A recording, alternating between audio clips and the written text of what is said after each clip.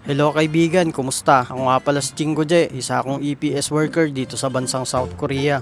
First time ko nga mag-abroad at the age of 30 years old. Pero dati pa ay gusto ko na talaga magtrabaho sa abroad dahil nga marami akong pangarap at hindi ko alam kung paano ito matutupad. Kaya nagbakasakali lang talaga ako na balang araw ay makapagtrabaho din ako dito sa abroad. Pero bago yun ay marami rin akong pinagdaan ng iba't ibang trabaho sa Pilipinas. At hindi na rin pala ako nakapagtapos ng pag-aaral sa kolehiyo. First time nga lang ang natapos ko. At ang masakit pa doon ay hindi pa ako nagbayad ng tuition ko. Kaya napag-isip-isip ko na what if magtrabaho na lang kaya ako para kahit papano ay makatulong na rin ako sa mga magulang ko. Nagsimula akong magtrabaho at the age of 19 years old. At ang mindset ko nga dati ay kapag nakapagtrabaho na ako ay magiging okay na ang lahat. Pero in reality hindi rin pala. Yung tipong nagtatrabaho ka lang para lang makasurvive sa araw-araw. At alam ko na marami sa atin yung ganyan din yung nagiging sitwasyon. Yung pakiramdam na parang mas malaki pa yung expenses mo kaysa sa nagiging sahod mo. At isa nga to sa dahilan kung bakit ako nag-decide na magtrabaho dito sa South Korea.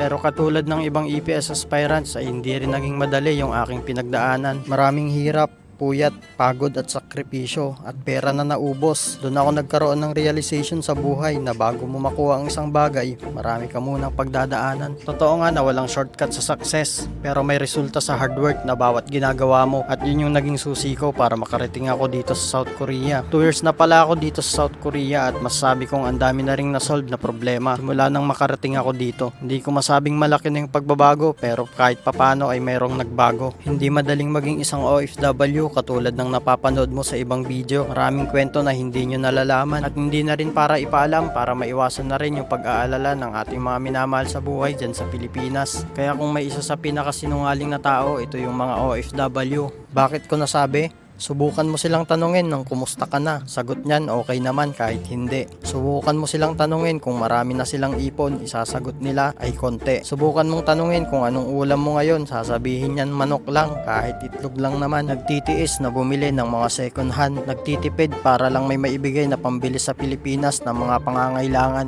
Ganyan kaming mga OFW. Maraming kwento na hindi nyo nalalaman. Kaya kung hindi namin kayo mapagbigyan minsan ay pasensya na lang. Marami rin kasing dapat na unahin at priority.